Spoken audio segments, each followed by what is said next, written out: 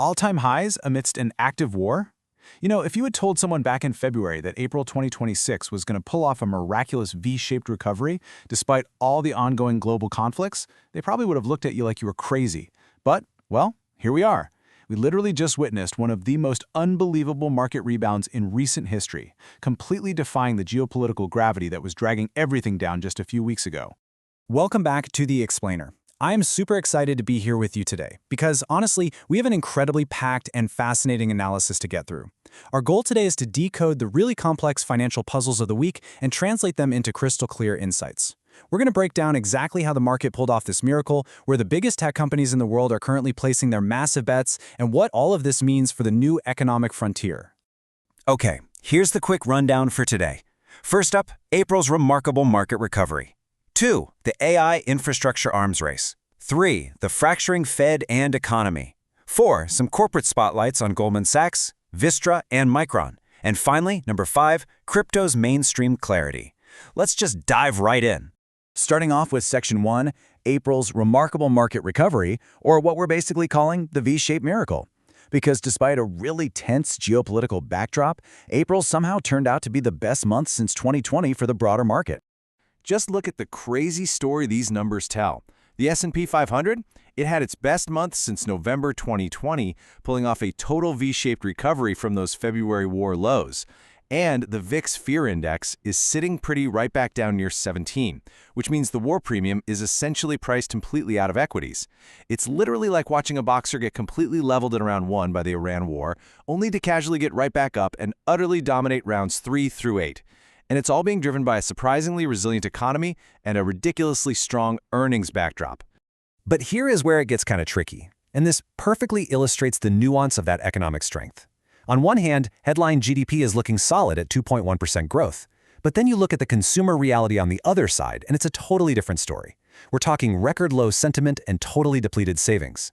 It's the economic equivalent of that one friend who looks absolutely amazing on paper, but when you actually sit down and talk to them, they admit they are completely stressed out and exhausted. The scoreboard is telling us we're winning, but the everyday consumers playing on the field, they are really struggling under the weight of things like $4 a gallon gas. And that massive tension between the hard economic data and the soft consumer sentiment brings us perfectly to Section 2, the fracturing Fed and economy, a committee divided. So, the Federal Reserve just wrapped up their latest FOMC meeting, and they kept rates steady at 3.50 to 3.75%. Totally expected, right? But what actually went down behind closed doors was full of unexpected drama. Get this, we saw 4 dissents at this meeting. That is highly unusual. We are looking at a committee that is visibly fracturing in real time.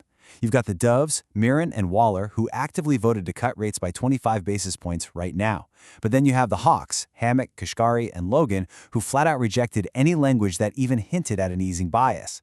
It's exactly like being in a super high-stakes corporate board meeting where the CEO is saying, let's just stay the course, but 2 board members are screaming for a pivot, and 3 others are refusing to even entertain the conversation. Now, while the Fed is busy arguing about the macro direction, the microstructural shift is just moving at warp speed. Let's move on to Section 3, the AI infrastructure arms race, the Mag 7 Flex. This past week was hands down one of the most highly anticipated earnings weeks in market history for big tech, and what they revealed was nothing short of monumental. I really want you to just let this number sink in for a second. $650 to $700 billion. No, that is not revenue over a decade. That is the combined single-year 2026 AI infrastructure capital expenditure guidance from just the top tech giants. This is the new financial bedrock. Look at how staggering this breakdown is. Amazon is throwing down $200 billion. Alphabet is right on their heels at up to $190 billion. This entire earnings week was like watching 4 undisputed heavyweight champions step onto the scale at the exact same time, and every single one of them weighed in heavier and more jacked than last quarter. Revenues are up, profits are up, and AI demand is just off the charts. This cycle is not slowing down, it's aggressively accelerating. So let's look at how these massive trends are actually impacting specific companies. Section 4, corporate spotlights on GS, VST, and MU. Let's start things off with a pretty fascinating paradox. How in the world does a company pull in a near-record $17.2 billion in a single quarter, and yet the majority of analysts just slap a cautious hold rating on the stock? Well, here's your answer. Goldman Sachs is operating at an absolutely elite level right now. Just check out these bullets. An unbelievable 19.8% return on equity. Number one globally in M&A.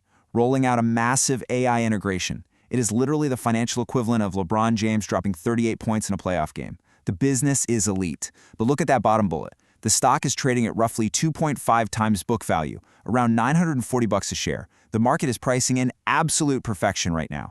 Analysts are just wondering if Goldman can actually maintain this extraordinary pace as the recent war-driven trading volatility inevitably starts to fade. Great company for sure, but that price demands flawless execution. All right, moving from the banks back to the AI arms race. Let's talk about the pick and shovel plays.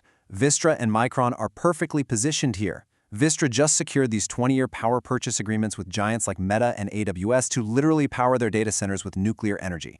Meanwhile, Micron's whole thesis was completely validated when Meta directly complained about high memory component costs on their earnings call.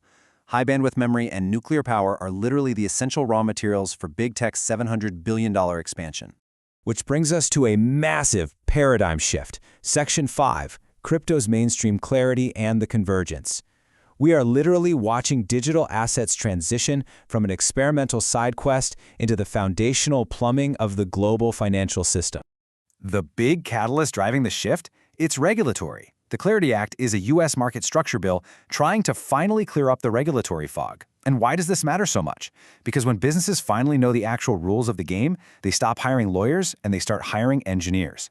Establishing clear legal frameworks around things like stablecoin yields is going to unleash billions in sidelined institutional capital that's just been waiting for a green light. And this institutional legitimacy, it's not just coming from Congress. Read this quote. If you're under 40, Bitcoin is your new gold. Guys, that is not a random internet influencer, that is Kevin Warsh, a nominee to potentially be the next chairman of the Federal Reserve.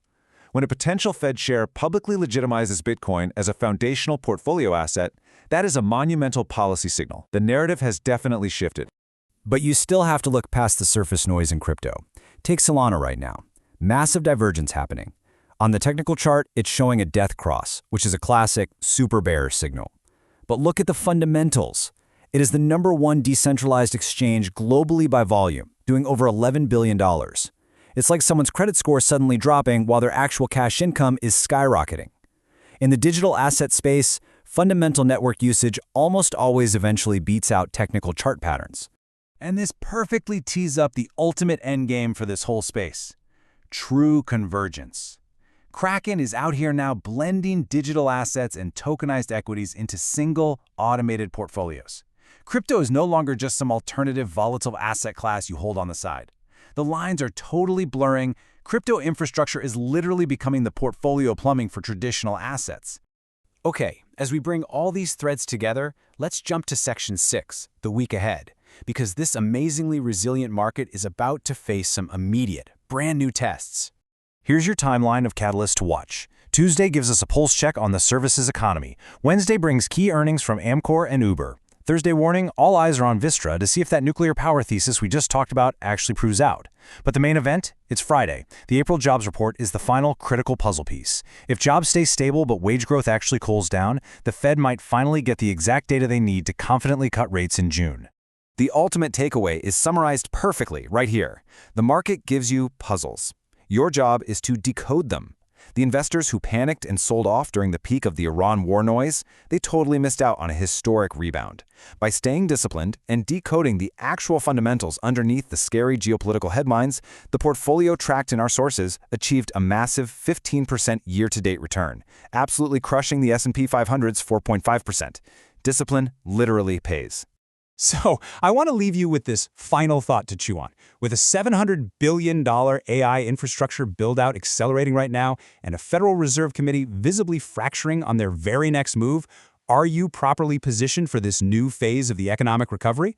Or are you still holding on to fear, fighting the last war?